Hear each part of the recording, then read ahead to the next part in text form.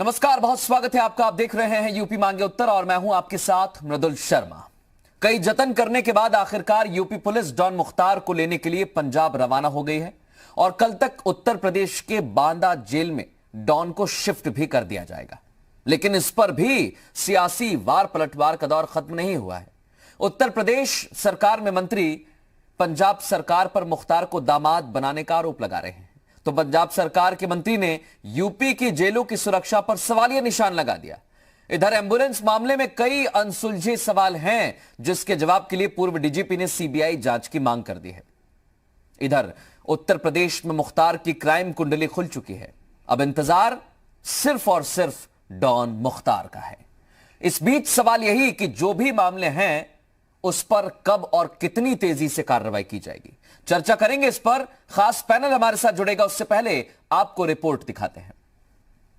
इसके विरुद्ध उत्तर प्रदेश तथा उत्तर प्रदेश के बाहर विभिन्न राज्यों में लगभग 52 मुकदमे कायम हैं। इसके गैंग और उसके सहयोगियों के कब्जे से जब्त, अवमुक्त तथा ध्वस्त की गई संपत्ति का अनुमानित मूल्य लगभग 192 करोड़ 6 लाख 22 हजार रुपये है। कुल 96 अभियुक्त गिरफ्तार किए जा चुके हैं, जिनमें से 75 अभियुक्तों पर गैंगस्टर एक्ट के तहत कार्रवाई की गई है।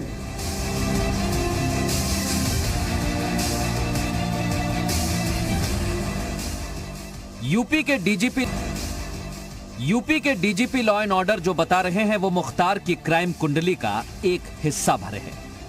उसकी एक एक जुर्म की दास्तां सुनेंगे तो खौफ से कलेजा कांप जाएगा। लेकिन ऐसे दुर्दांत अपराधी पर भी सियासी लड़ाई भारी है। सियासत की बात पर आएंगे, लेकिन उससे पहले आप जान लीजिए कि यूपी में गुनाह का अंबार लगाने वाला मुख्तार पंजाब में चंद घंटे का मेहमान है। यूपी पुलिस पूरी तैयारी के साथ कल मुख्तार को रोपड़ जेल से बांदा लाएगी। यूपी पुलिस के काफिले में 50 से ज्यादा तेज तर्रार पुलिसकर्मी, कमांडो, 10 से ज्यादा गाड़ियां, वज्र वाहन और एम्बुलेंस भी मौजूद है। मुख्तार अंसारी को बांदा जेल में रखने के लिए स्पेशल सेल तैयार है। साथ ही वो रूट भी जिस रूट से मुख्तार अंसारी को यूपी लाया जाएगा। जानकारी के मुताबिक यूपी पुलिस ने मुख्तार अंसारी को लाने के लिए 2 रूट तैयार किए हैं। पुलिस अपनी तैयारी में और राजनीतिक लोग अपनी में। यूपी सरकार में मंत्री आनंद स्वरूप शुक्ला ने कहा, पंजाब सरकार मुख्तार को दामाद बनाकर रखे, तो पंजाब के जेल मंत्री सुखजिंदर सिंह रंधावा ने पलटवार किया कि यूपी की जेलें बाहुबलियों के हवाले कर दी जाती हैं। इस प्रकार से पंजाब में कांग्रेस की सरकार उसे अपने दामाद की तरह सेवा दे रही है।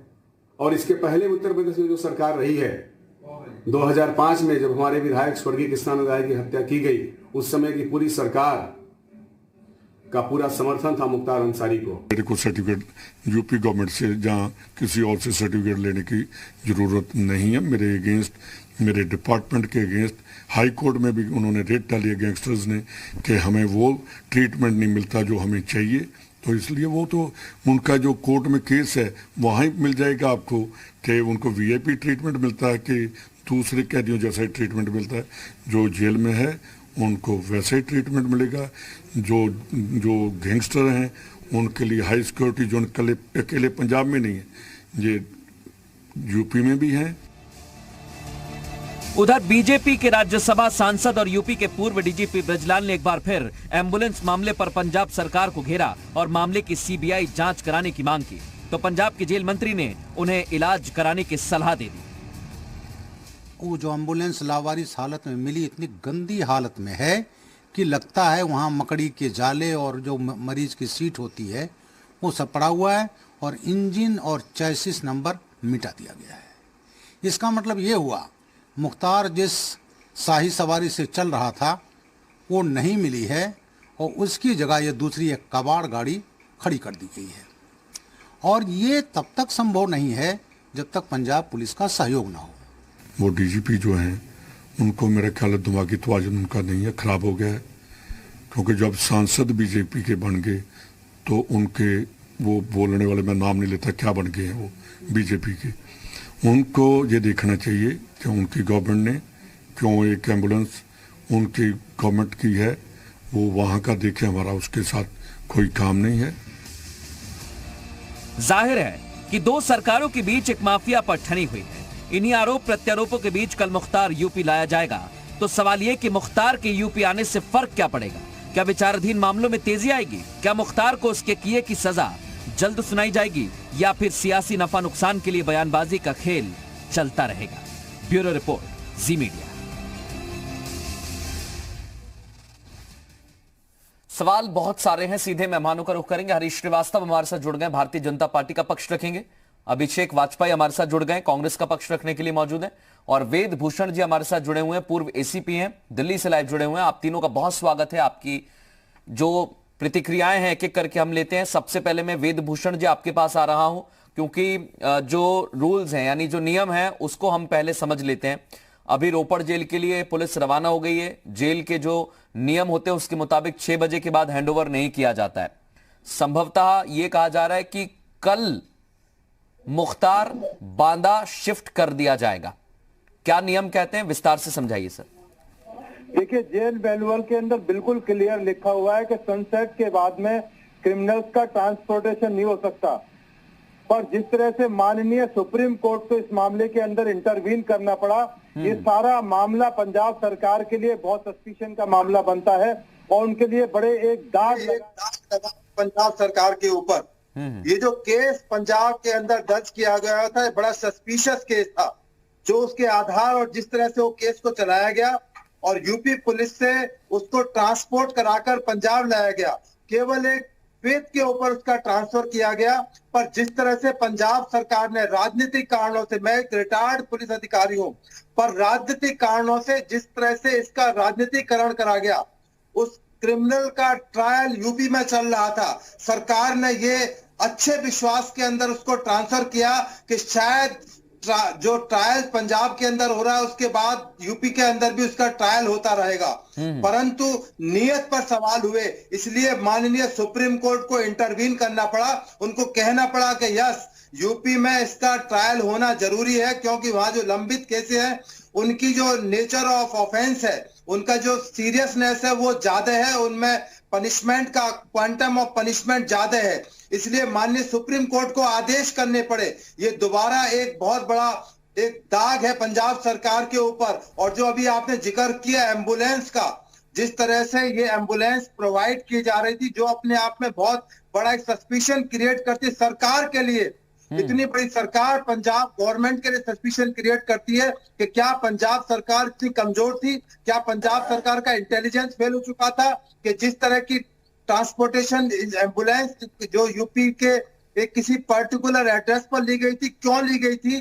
क्या पंजाब सरकार के पास फंडिंग की कमी थी? क्या पंजाब सरकार के पास अपनी कोई एम्बुलेंस का सिस्टम नहीं है? ये बहुत सारे सवाल पंजाब सरकार के लिए पैदा करते हैं। इसलिए उम्मीद की जानी चाहिए कि पंजाब सरकार अपनी हठधर्मिता को छोड़कर इस क्रिमिनल के खिलाफ, जिसका पाप का घड़ा भर चुका है, बहुत अहम सवाल है। क्योंकि जब सवाल किया गया वेद भूषण जी, चाहे वो एम्बुलेंस का जिक्र हो या फिर और भी सवाल हो, तो पंजाब की तरफ से जवाब ये आया है कि यूपी की जो जेल है वो बाहुबलियों के लिए एक ऐशगाह होती है।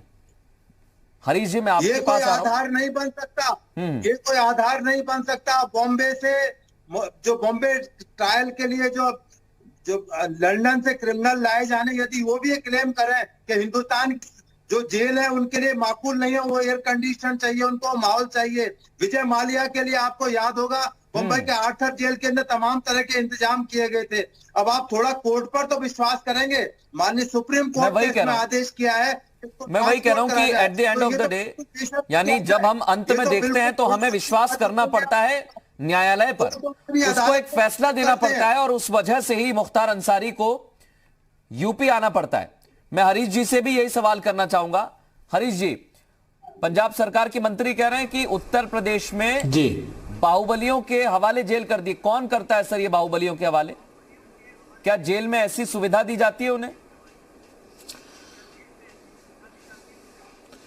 अब ये तो देखिए, पंजाब सरकार के जो जेल मंत्री हैं, पहले तो उनको आईने में स्वतः को देख लेना चाहिए कि उनका जेल विभाग किस तरह से काम कर रहा है। कि एक जो मुजरिम है जिसके ऊपर बहुत आरोप है, वो जेल में बंद है और जेल में वो अपनी प्राइवेट एम्बुलेंस यूज कर रहा है। और वो भी एम्बुलेंस, जैसा कि अभी जो कल ये खबर आई कि साहब वो चंडीगढ़ ऊना रोड पे वो खड़ी मिली, और वो भी जो बताया जा रहा है कि वो जो एम्बुलेंस थी उसी को एक दूसरी कोई वहाँ खड़ी है, मतलब जिस तरह से अभी ब्रजलाल साहब ये बात कह रहे थे।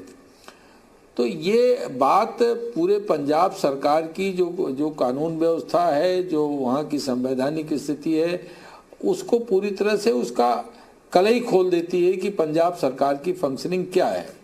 और ये जो लगातार 2 साल में जो उत्तर प्रदेश सरकार उसे ट्रायल के लिए उत्तर प्रदेश की जेल को सौंपने के लिए बार बार पत्राचार कर रही थी, बार बार पंजाब की सरकार मना कर रही थी, कोई न कोई उसको लेके बहाने ढूंढ रही थी। मुझे लगता है कि मुख्तार अंसारी से ज़्यादा वहाँ के मुख्यमंत्री और वहाँ के जेल मंत्री, वहाँ के जेल अधीक्षक उनके स्वास्थ्य को लेकर के चिंतित थे। तो ये बहुत सारी चीज़ें जो सामने आई, उसमें सारी चीज़ें तो सेल्फ स्पीकिंग हैं, और पंजाब सरकार की जो एक अपराधियों के संरक्षण की जो ये कार्यवाही 2 साल की जो उनकी गाथा है वो अपने आप बयां कर रही हैं। और यही कारण है कि उत्तर प्रदेश सरकार को माननीय उच्चतम न्यायालय को सब अप्रोच करना पड़ा, और उच्चतम न्यायालय ने आदेश दिया। उस आदेश के बाद भी पंजाब सरकार किस तरह की हीला हवाली कर रही थी, ये भी आपके चैनल पे भी आपने एक बार इस पे और किया था। तो ये सारी बातें तो अपने आप में सेल्फ स्पीकिंग है। आपकी सरकार के दौरान कुछ जेलों में ऐसी घटनाएं घटी जिससे ये सवाल खड़े हो गए, क्या जेलों में सुरक्षा व्यवस्थाएं ठीक हैं? क्या जेलों में वाकई किसी बाहुबली का राज होता है या किसी एक वर्ग का राज होता है? नहीं, देखिए, वो जो घटनाएं घटी, आप ये देखिए कि जिस तरह की सरकारें रही हैं पिछले दिनों, कुछ मैं अगर नाम न लूं तो कुछ एक राजनीतिक दल हैं जिनकी तो यूएसपी ही रही कि केवल अपराधियों का संरक्षण करना, उनको पीड़ितों को नहीं, लेकिन घटना सर आपकी सरकार में घटती है ना, मतलब नहीं हरीश जी, तो घटना आपकी सरकार में घटती है। नहीं, घटना नहीं, तो इसलिए कि अपराधी कोई एक, ये जो सिस्टम जो प्रभावित होता है, सिस्टम को जिस तरह से ये जो माफिया तंत्र है जिस तरह से उसके साथ एक जोड़ गांठ बनाता है, वो एक दिन में नहीं बनाता। और उनकी कारगुजारियां वो जहां मौका देखते हैं उस तरह की कारगुजारियां करते हैं। ये बात अलग की है कि योगी सरकार एक के बहुत सूक्ष्म ढंग से, बहुत माइक्रो ढंग से इन सारी चीजों पर निगाह रखे हुए है।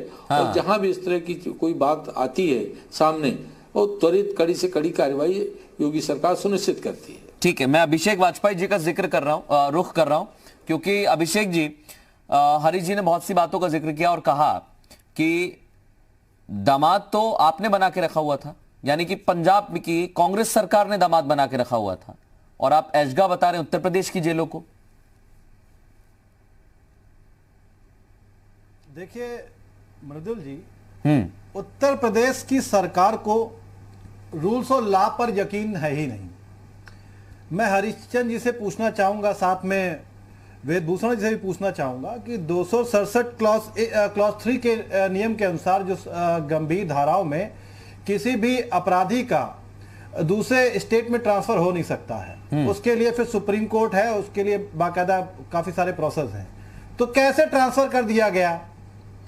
जब नियम ही नहीं है तो कैसे ट्रांसफर किया गया? नंबर 1 बात।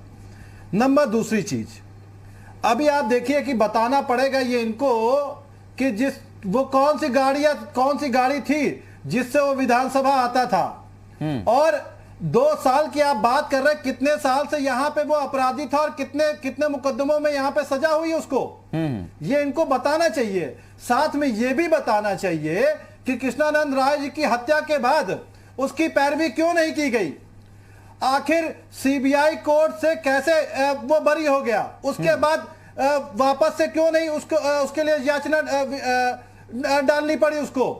आपको ये ध्यान रखना, सॉलिसिटर जनरल ने क्यों नहीं उसकी पैरवी ठीक से की, कैसे वो कोर्ट से, सीबीआई कोर्ट से बरी हो गया।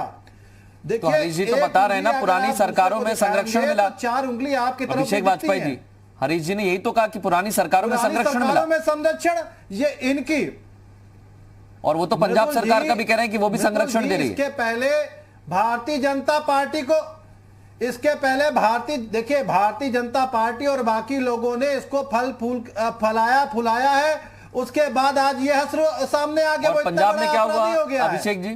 पंजाब में क्या हुआ? देखिए जब अभिषेक जी पंजाब में क्या हुआ? अगर भारतीय जनता पार्टी, समाजवादी पार्टी और भारतीय जनता पार्टी ने सहयोग कर दिया, मैं आपकी बात थोड़ी देर के लिए मान लूं, तो पंजाब में क्या किया जा रहा है? वहां ऐसा क्या है मुख्तार अंसारी में जो इतना प्रिय है? हमने मेडिकल ग्राउंड, देखिए अगर किसी भी अपराधी का कोई वकील मेडिकल ग्राउंड मांगता है तो उसके लिए क्या कहा जाएगा, आप मुझे बताइए। सर सुप्रीम कोर्ट ने नहीं देखा मेडिकल ग्राउंड, पंजाब सरकार को मेडिकल ग्राउंड नजर आया। मेडिकल ग्राउंड पे वो क्या सर, सुप्रीम कोर्ट को नहीं दिखा मेडिकल ग्राउंड? नहीं, मेडिकल ग्राउंड पे अगर कोई एडवोकेट बोलेगा तो उसके बारे में क्या सरकार सोचेगी? नहीं सर, कोर्ट ने तो देखा ही नहीं है ना, मैं वही तो आपसे पूछ रहा हूं। कितने सालों से उसके केस यहाँ पे पेंडिंग पड़े हुए हैं। कोर्ट ने देखा कि नहीं देखा मेडिकल ग्राउंड? अगर कोर्ट देखती तो आदेश देती क्या? मैं वही तो कह रहा हूं, मेडिकल ग्राउंड इसके पहले। अच्छा ये बताइए, इसके पहले जब बाकायदा डिस्कशन हुआ कोर्ट में तो यूपी सरकार के पैरवी कैसे की गई थी? तो अच्छा रुकिए, इस पर हरीश जी कुछ कह रहे हैं, मालूम किया इस पर कुछ कह रहे हैं। और आप कितना नियम कानून के साथ खड़े रहे? हरीश जी कहिए, आप कहिए अपनी बात। मैंने कहा कि अभिषेक जी कानून के बड़े जानकार हैं, कम से कम ये पंजाब सरकार को सलाह दे देते कि 2 साल वो विदाउट नो रीजन उसको टाल मटोल करती रही, उसको उत्तर प्रदेश जेल वापसी के लिए, और यहां तक कि सुप्रीम कोर्ट में वकील खड़ा किया कि उसको न भेजना पड़े। तो वो कौन से कानून के अंतर्गत था? वो हिमायत क्यों थी? बात तो यह है कि आखिर कैप्टन अमरिंदर की सरकार उसकी हिमायती इतनी क्यों बनी रही? और कृष्णानंद राय की पत्नी बार बार प्रियंका वाड्रा को पत्र लिख रही थी। आप मूर्ख मत समझिए, बहुत सारे पत्र लिखे। अब एक सेकंड हरीश जी, एक सेकंड देखिए, आप अलका राय जी की बात कर रहे हैं, मुख्य तत्कालीन मैं आ रहा हूँ, वेदभूषण जी आपके पास ही आ रहा हूँ। खड़ा किया था, लेकिन उसका जवाब आपको बताना चाहिए था ये बात। डॉक्टर अलका राय जिनके नाम से एम्बुलेंस है रजिस्टर्ड है, वो किसकी पार्टी से है? अरे वो नेत्री किसके पार्टी से है? आपको बताना चाहिए। पड़ताल नहीं, वो तो जांच पड़ताल में वो भी क्या गोलमाल है, वो भी जांच नहीं, उसकी भी बात को जांच पड़ताल तो क्या गाल। अभिषेक जी और हरीश जी, एक सेकंड रुकिए, एक सेकंड। पहली बात तो ये कि जिस एम्बुलेंस की बात हो रही है उसकी जब सीबीआई जांच की मांग आती है तो आप ही के जो पंजाब के मंत्री हैं वो कहते हैं कि पहले उनको इलाज करा लेना चाहिए अपने दिमाग का, मानसिक इलाज की सलाह उन्हें दे देते हैं जब वो सीबीआई जांच की बात कहते हैं। तो पहली बात। दूसरा, मेडिकल ग्राउंड की यहां पर बात हो रही है और वेदभूषण जी मैं आपके पास आ रहा हूं। मेडिकल ग्राउंड जब हम पढ़ते हैं जाकर और हमने पूरा जो फैसला पढ़ा वेदभूषण जी, उसमें ऐसी कोई गंभीर बीमारी का जिक्र नहीं है। मुख्तार अंसारी के डॉक्टर्स कहते हैं उन्हें स्किन डिसीज है। कौन सी धूप में आ जाएगी मुख्तार तो वो जल जाएंगे, या कौन सा जेलों में उन्हें मिठाई खिला दी जाएगी तो उनका शुगर का लेवल बढ़ जाएगा? ये मेडिकल ग्राउंड है। वेदभूषण जी आपकी आवाज नहीं आ रही है, शायद आपने म्यूट का बटन दबा दिया है। नहीं, म्यूट का बटन नहीं दबाया। आपको आवाज मिल रही है? जी जी कहिए। देखिए, आपके उत्तर प्रदेश से ही स्वर्गीय अमर सिंह आते हैं। जब उनको 30 हजारी कोर्ट में पेश किया गया, तो उनको चक्कर आ गए, उनको गश आ गए। तो उनके वकीलों ने कोर्ट में कहा कि इनकी मेडिकल ग्राउंड पर इनको बेल दे दी जाए, तो उनको बेल नहीं दी गई, उनको तिहाड़ जेल शिफ्ट कर दिया गया। अभी जो आप वाजपेयी जी बात कर रहे थे, वो बता रहे थे कितने इनोसेंट, कितने शरीफ और कितने खानदानी आदमी है मुख्तार अंसारी। यदि उनके क्रिमिनल रिकॉर्ड को चेक किया जाए, कुछ भी नहीं कहा वेदभूषण जी, मैंने ऐसा कुछ भी नहीं कहा। ये आपके मुंह से कह रहे हैं आप, तो आपको मुबारक हो। आप अपनी बातें मेरे ऊपर मत डालिए। एक अपराधी को सिर्फ अपराधी की नजरों से देखा जाना चाहिए। ये शायद आपकी मिली भगत हो सकती होगी, आपकी नियत हो सकती होगी, लेकिन कांग्रेस पार्टी कभी इस पे नहीं चलती है। अच्छा ठीक है, मैं एक छोटे से ब्रेक के लिए यहाँ पर रुक रहा हूं। वेदभूषण जी और अभिषेक जी, आप दोनों को रोक रहा हूं, एक छोटा सा ब्रेक में ले रहा हूं। ब्रेक के बाद आप दोनों को मौका मिलेगा अपनी अपनी बात कहने का। एक छोटा सा ब्रेक हम यहाँ पर ले रहे हैं, जल्द हाजिर होंगे, आप कहीं मत जाइए।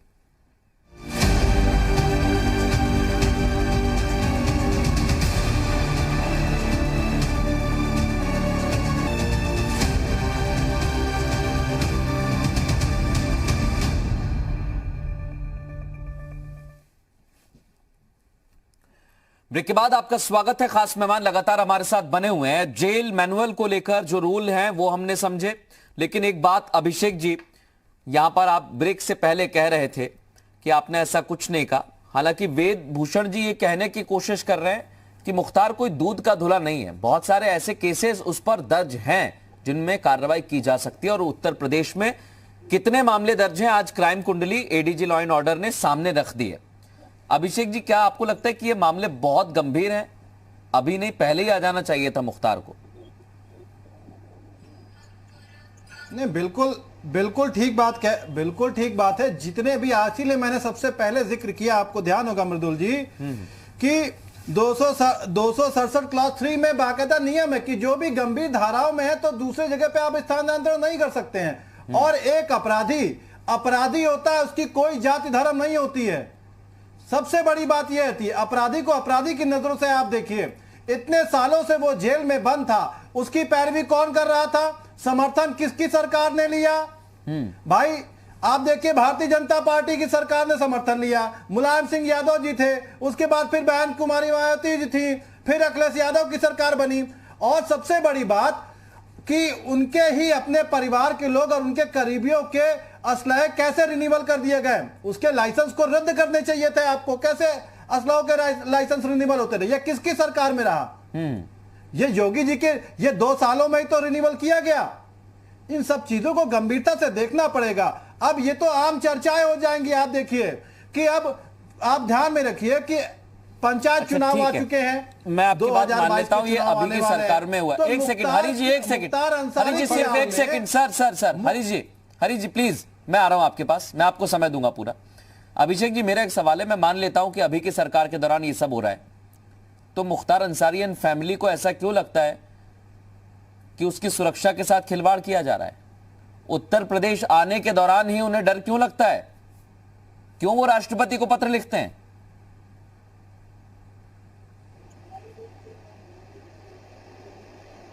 देखिए, राष्ट्रपति को पत्र लिखना वो उनका नैतिक अधिकार है, वो अपना लिख सकते हैं। क्योंकि मैंने अधिकार का जिक्र नहीं किया, मैंने कहा उन्हें ऐसा क्यों लगता है, उन्हें ऐसा क्यों लगता है, मेरा सवाल यह है। मैंने अधिकारों का नहीं पूछा। आपने कहा कि राष्ट्रपति को कैसे पत्र लिखते हैं, वो मैंने पूछा ही नहीं सर। ये मैंने कहा क्यों पत्र लिखा है, एक विधायक कैसे पत्र लिखते हैं नहीं, मैंने कहा क्यों पत्र लिखा है, ऐसा उन्हें क्या डर है? वो देंगे ना, ये हम थोड़ी ना देंगे सर। तो आप कह रहे हैं ना कि इस सरकार में तो अच्छा संरक्षण मिल रहा था। अगर संरक्षण मिल रहा था तो परिवार को अब डर किस बात का है? अच्छा मृदुल जी, आप ये बताइए, अपराधियों को संरक्षण नहीं मिल रहा है इस प्रदेश की सरकार में?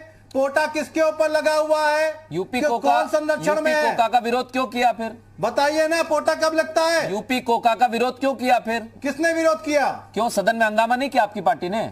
हम किसी भी चीज पे किसी अपराधी अच्छा, के साथ अभी आपने कहा अपराधी का कोई डर नहीं होता है, तो फिर सदन में क्यों कहा? अपराधियों को आपको सारे एनकाउंटर की बात किस पार्टी ने कही? पड़ेगा। अच्छा, ये नहीं चलेगा कि अगर कोई अपराधी आपकी शरण स्थली में आ गया है तो वो गंगा जल से दूर, यही तो बात है सर। देखिए, दोहरी बातें बिल्कुल नहीं चलेगा। मैं बिल्कुल सीधी बात कहता हूं, मुझे कोई गुरेज नहीं है। आपने यूपी को का अपराधियों के एनकाउंटर को लेकर क्या कहा है, ये पूरा प्रदेश जानता है, और फिर आप यहां पर कह रहे हैं कि अपराधियों का कोई धर्म नहीं होता है। अभिषेक जी, आपकी बात पर हरीश जी कुछ कहना चाह रहे हैं, मैं उनसे कमेंट ले लेता हूं, फिर वेद भूषण जी के पास जाऊंगा। कहिए हरीश जी अब अपनी बात। ये बताएं। मृदुल जी, मैं ये कह रहा था कि अभिषेक जी को शायद अध्ययन नहीं है, न जानकारी है कि सपा सरकार के साथ कांग्रेस खड़ी रही और ये जिम्मेदार दूसरे को। और जब विकास दुबे का अपराधी होता है, भारतीय जनता पार्टी तो यही कहती आई, उसका कोई जात धर्म नहीं होता। लेकिन यही कांग्रेस पार्टी है कि विकास दुबे का जब इनकाउंटर हुआ तो विकास दुबे इनको ब्राह्मण नजर आने लगा, तब ये ब्राह्मणों की पॉलिटिक्स करने लगे, इनके सारे नेता ब्राह्मणों की पॉलिटिक्स करने लगे। तो ये जो कांग्रेस का जो दोहरा चरित्र है, अभी ये कह रहे थे कि वो उसको भाजपा मदद कर रही थी। आप मुझे बताइए कि पंजाब में वो अपनी बेल तक नहीं मांग रहा था। पंजाब में 2 साल से वो पड़ा है, पंजाब सरकार ने चार्जशीट सबमिट कर रही थी ना, वो बेल मांग रहा था। तो और इनके मंत्री कहते हैं कि साहब वो तो उत्तर प्रदेश में जेलें अपराधियों के हवाले होती हैं। अगर वो जेल हेवन नहीं थी मुख्तार अंसारी के लिए तो आखिर वो बेल अपनी क्यों नहीं मांग रहा था? और बार बार ये जो नाटक हो रहा था बीमारी का, और इसके बहाने उसको पंजाब सरकार भी कह रही थी कि नहीं साहब उसको अभी छोड़ने लायक नहीं है, वो बीमार है। तो ये जो तरह तरह का जो नाटक कर रही थी अमरिंदर सरकार, इसका अभिषेक जी के पास कोई जवाब नहीं है। तर्कसंगत किसी बात का कांग्रेस के पास जवाब है। जब कांग्रेस खुद कटघरे में खड़ी हो जाती है तो वो दोषारोपण दूसरे को ऊपर करने लगती है। तो आज यही जो अभिषेक जी जो कर रहे हैं, सपा सरकार में उसका संरक्षण रहा, उसके साथ पूरी कांग्रेस पार्टी खड़ी रही, जेल में उसका संरक्षण होता रहा, वो कांग्रेस की ही सरकार है। उसके लिए तो वो सुप्रीम कोर्ट तक में वकील की खड़ा करके पैरवी कर रहे थे। और उनकी ही भी असेंबली में जब विरोधी पक्ष के विधायकों ने पूछा कि साहब आप पंजाब सरकार के कर्मचारियों का वेतन नहीं दे पा रहे हैं और उसके ऊपर उसकी सुरक्षा पे करोड़ों रुपए खर्च कर रहे हैं, तो भी इनके पास कोई जवाब नहीं था। लेकिन सर देखिए हरीश जी, इस बात से इनकार आप नहीं कर सकते, आप इस बात से इनकार नहीं कर सकते कि जो जेलों से, एक मिनट अभिषेक जी, जेलों को लेकर मेरा सवाल है हरीश जी आपसे, चाहे नैनी जेल हो, चाहे रायबरेली की जेल हो, फिर उन्नाव की जेल हो। एक मिनट अभिषेक जी, एक मिनट रुकिए तो सही। इन जेलों से कई सारी ऐसी तस्वीरें सामने आई जो ये बताती हैं कि जेल में अपराधियों को सहूलियत दी जाती है। आपने भी वो तस्वीरें देखी होंगी हरीश जी। मैंने मृदुल जी पहले ये बात कही कि जिस तरह से सपा बसपा इन सरकारों के कार्यकाल में, कांग्रेस की सरकार के कार्यकाल में जिस तरह से अपराधियों को संरक्षण मिला, जैसा आपने अभी रोपड़ जेल में देखा कि एक जिसके ऊपर उत्तर प्रदेश में 4 दर्जन से अधिक मुकदमे दर्ज हों, ऐसे आरोपी को वो अपनी प्राइवेट सर वो तो सब कुछ कर ही रहे हैं, जबकि वो उन पर तो सवाल खड़े हो ही रहे हैं। लेकिन हरीश जी, ये जब अगर सवाल उठेंगे तो आपके सामने भी चुनौती होगी ना सर कि आप जेल में इतनी सख्ती करें। आखिर ये बताइए, मृदुल जी, इतने सालों में आपने समर्थन क्यों मुख्तार अंसारी से लिया था? सरकार की नीति तो अपराध और भ्रष्टाचार पे जीरो टॉलरेंस की है। वेद जी के पास भी जाना है। ने क्यों कहा कि पंजाब सरकार मुझे फंसाना चाह रही है, कैप्टन अमरिंदर सिंह फंसाना चाह रहे हैं? आखिर उसने ऐसा स्टेटमेंट क्यों दिया? पूरी तरह से भ्रष्ट बना दिया।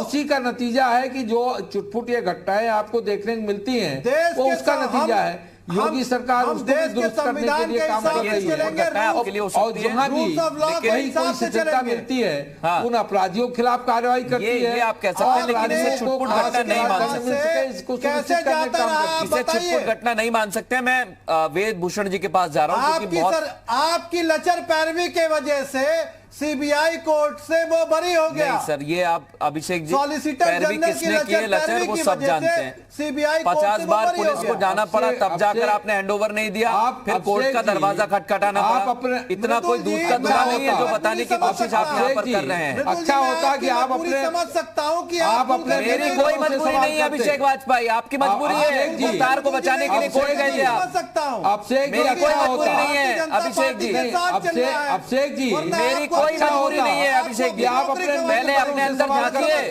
और अपने दिल पर हाथ रख के कहिए आप कानून के जानकार हैं। आपको कानून की जानकारी है तो बताइए 50 बार पुलिस को क्यों जाना पड़ा? खड़े थे, बताइए उन दलों से सवाल क्यों जाना पड़ा? फिर पुलिस को कोर्ट जाना पड़ता है। मैं बिल्कुल बता रहा हूँ 50 बार का किसी भी, हम तो सिर्फ कानून, हम तो अच्छा मेडिकल ग्राउंड बताइए 5 मुझे बताइए जरा कौन से मेडिकल ग्राउंड थे? आप बड़े जानकार हैं ना। एक मिनट हरीश जी, एक मिनट, 5 मेडिकल ग्राउंड बताइए, 5 मेडिकल ग्राउंड बताइए अभी तुरंत बताइए। आपने कौन से बेस पे उसको आप बताइए, 5 कानून के जानकार हैं, बताइए बताइए ना।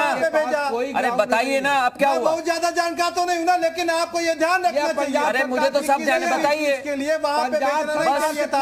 बस यही पंजाब की सरकार ने किया जो इस समय आप कर रहे हैं। यही पंजाब की सरकार ने सुप्रीम कोर्ट में किया जो आप इस समय मेरे सामने कर रहे हैं। इस तरीके से दोहरे चरित्र में काम नहीं चलेगा मृदुल जी। सिर्फ और सिर्फ दोहरे चरित्र से काम नहीं चलेगा। बरगलाने का काम किया और कुछ नहीं किया। जेलों में ये कोर्ट ने कहा नहीं पढ़ा हो तो आप पढ़ लीजिएगा, ऐसी कमरे में उसको प्रोवाइड करेंगे। क्या कहा गया है सर? आप जजमेंट पढ़ेंगे, आप जजमेंट पढ़ेंगे तो कहेंगे कि मृदुल जी ठीक कह रहे थे। अभिषेक जी, आपको विश्वास नहीं हो तो जजमेंट पढ़िएगा घर जाके। मेडिकल ग्राउंड का जिसका आप जिक्र कर रहे हैं, कोर्ट ने क्या कहा है आप पढ़िए।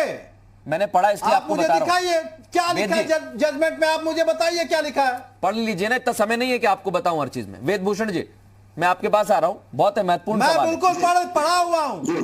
क्योंकि अभी की जो तस्वीर, एक मिनट हरीश जी सुनिए तो सही प्लीज सर। रोपड़ जेल भेजा गया। एक मिनट वेदभूषण जी, सवाल बहुत अहम है। अगर जेलों की सुरक्षा पर सवाल खड़े होते हैं तो जेल प्रशासन की स्थिति हमने देखी है।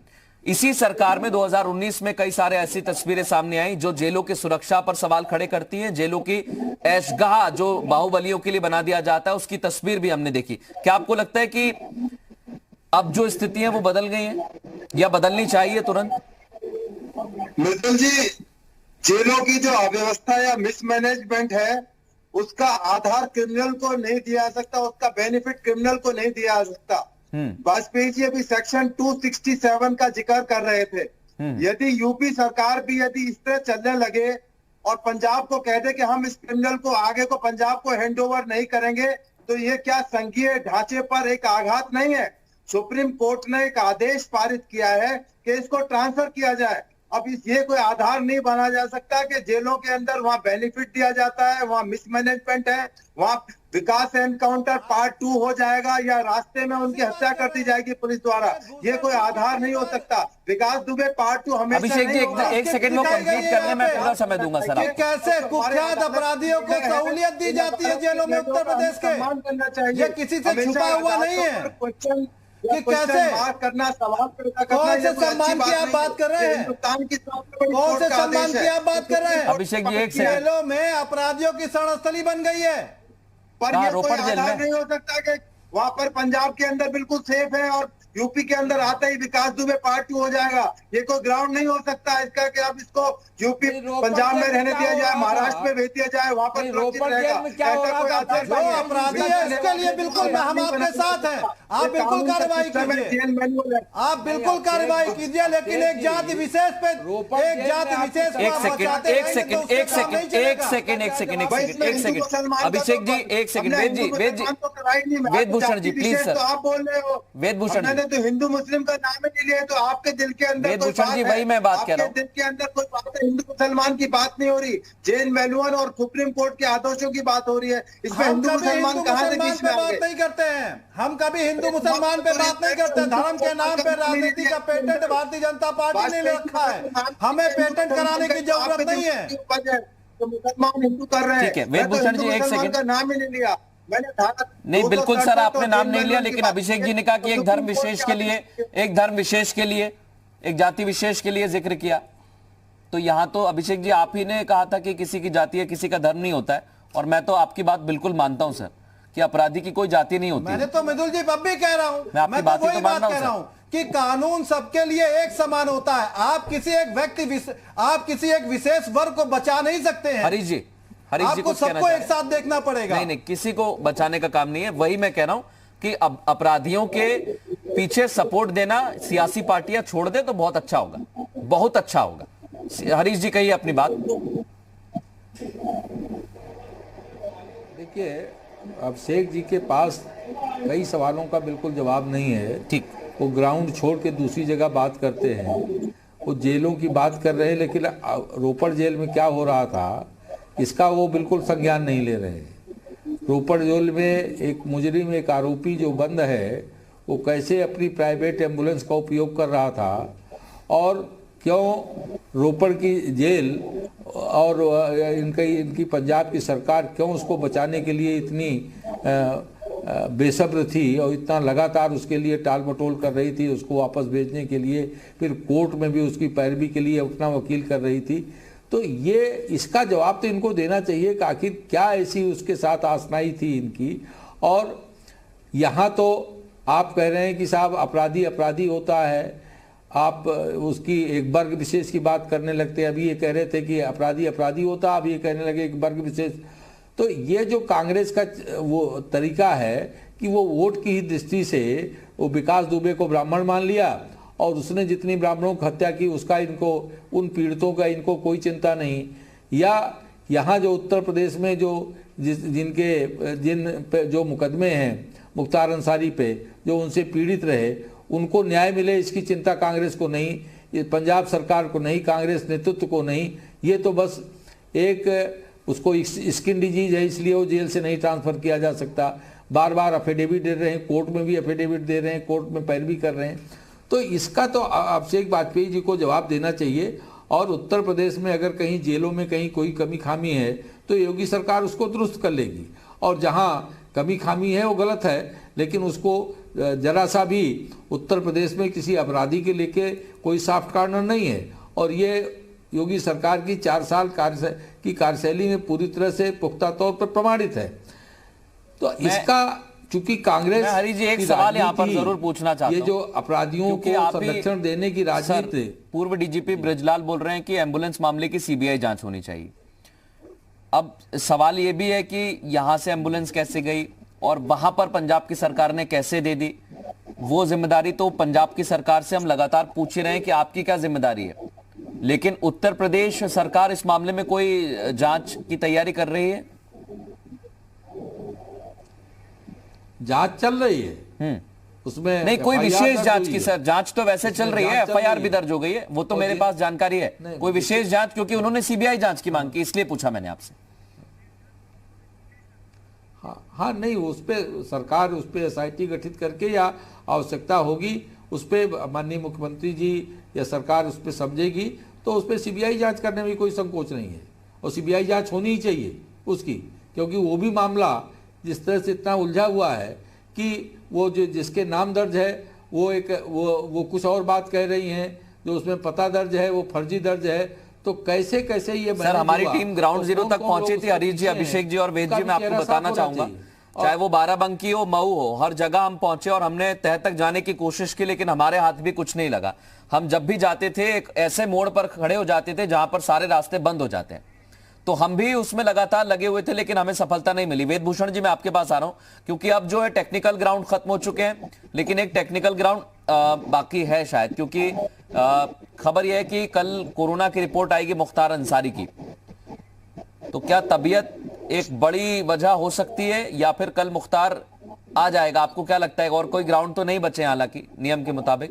मृदुल जी, गुनाहों का हिसाब किताब तो देना होगा। अरे वाजपेयी जी कह रहे थे वो केसों में बरी हो गए। बरी होने का मतलब ये नहीं कि वो बिल्कुल बेदाग थे, वो टेक्निकल ग्राउंड पर बरी हुए, उस गवाहों को डराया धमकाया गया या सबूत अवेलेबल नहीं थे इसलिए बरी हुए। इसलिए बरी नहीं हुए कि उन्होंने अपराध नहीं किए। उनके जो कोरोना है या उनके गुनाह है, उनका हिसाब किताब उनको देना पड़ेगा, इसी जमीन पर देना पड़ेगा, इन अदालतों में देना पड़ेगा।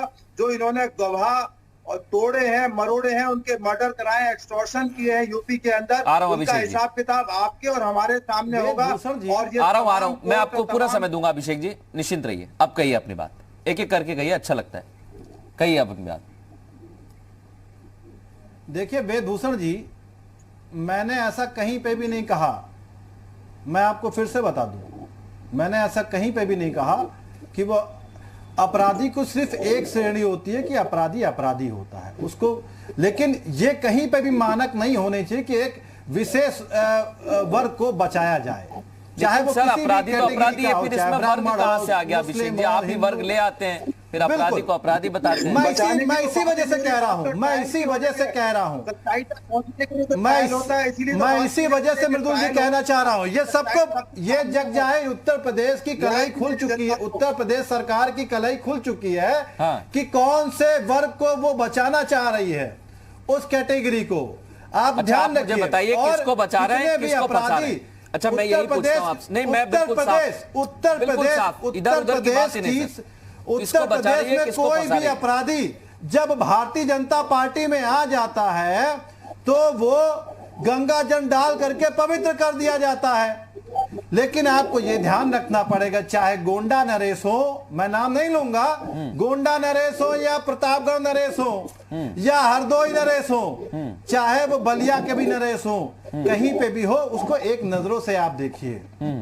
अपराधी अपराधी होता है, चाहे वो किसी भी पार्टी का हो, आप उसको सजा दीजिए, ये नैतिक अधिकार बनता है, जनता का हक है कि आप उसको दीजिए, क्योंकि जो जनता प्रताड़ित हो चुकी है तो उसने उसका भुगतान किया हुआ है। जी वही तो हम कह रहे हैं, उसे सजा मिलनी चाहिए, कम से कम पंजाब से छोड़िए तो सही, वही तो इतने दिनों से बहस चल रही थी, अब जाकर छोड़ा है।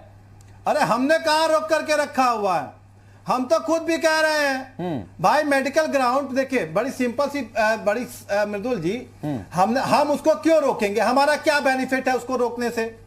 हमारा कोई उससे बेनिफिट हो तो आप बताइए। पूछिए सर, आपके पंजाब में उससे मित्र होंगे, बेनिफिट उनसे तो है पूछिए नहीं, क्या बेनिफिट है या वो आपको? हमारी पार्टी का व्यक्ति हो। अमरिंदर से पूछिए। अरे ये तो आप भारतीय जनता पार्टी वालों से पूछिए ना, हमने उनसे समर्थन लिया है ना, हम उनसे समर्थन लेते हैं ना, हम उनकी पैरवी करते हैं। वो तो कह रहे हैं हरीश जी, तो अमरिंदर जी से पूछिए, कैप्टन अमरिंदर से, क्यों इतने दिन रख रखा, और अगर इतनी मोहब्बत नहीं थी तो अरे क्यों ये तो सुप्रीम कोर्ट तक गए? कह देते ले जो जाइए। लोग समर्थन लेते हैं ये वो जाने ना भाई। मैं तो कह ही रहा हूं, जो समर्थन लेते हैं, मैंने पहले भी कहा, फिर कहता हूं कि माननीय प्रियंका गांधी जी की अगुवाई में 2022 में जब हम सरकार बनाएंगे तो हम बिल्कुल जांच कराएंगे कि वो कौन लोग हैं जो मुख्तार अंसारी को बचाना चाह रहे थे। तो अभी पंजाब में कह दीजिए ना, प्रियंका गांधी तो अभी भी अरे महासचिव है, कह प्रियंका सकती जी हैं। ने तो एक चिट्ठी का जवाब अलका राय के दिया नहीं। अरे मैं तो कह रहा हूं 2022 में तो हम तो जांच कराएंगे, उन्होंने दिया नहीं। 2022 के बाद तो हम जांच कराएंगे। 22 का 22 क्या आपको जांच कराएंगे? आप तो खुद है उसके संरक्षण में लगे, आप क्या जांच कराओगे? देश दुनिया के सामने जो प्रमाणित हो रहा है उसका जवाब संरक्षण में आप देते हैं, हम लोग अपराधियों को संरक्षण नहीं देते हैं। आप जांच कराएंगे? संरक्षण हम लोग नहीं देते हैं, संरक्षण आप देते हैं। तो आप दुनिया कह रही है अपराधियों के संरक्षण भारतीय जनता पार्टी बनकर के रह गई है। ये अब पूरा देश कह यही रहा है बात तो हम भी कह रहे हैं, ये पूरा इस तरह उत्तर के प्रदेश तत्वों कह का रहा है और समर्थन यही करती है। पूरा देश कह रहा है अच्छा, कि ठीक है। भारतीय जनता पार्टी देखिए, अपराधियों की शरणस्थली बन गई है। मैं एक आखिरी कमेंट के साथ इस पूरी चर्चा को विराम देना चाहूंगा, क्योंकि जो तस्वीर इस समय हम देख रहे हैं अभिषेक जी, आप कह रहे हैं संरक्षण हम भी नहीं दे रहे, वो कह रहे हैं संरक्षण आप दे रहे हैं। कल तस्वीर साफ हो जाएगी मुख्तार अंसारी जब उत्तर प्रदेश की बांदा जेल में शिफ्ट होगा कि जेलों की स्थिति क्या है, कौन संरक्षण दे रहा है, कौन नहीं दे रहा है। ये क्राइम कुंडली खुल चुकी है, एक एक करके कौन सजा कितनी दिलवा पाता है ये भी हम देखेंगे। बहुत शुक्रिया आप तीनों मेहमानों का चर्चा करने के लिए। एक छोटा सा ब्रेक हम यहां पर लेने वाले हैं, ब्रेक के बाद भी तमाम बड़ी और अहम खबरें जारी रहेंगी।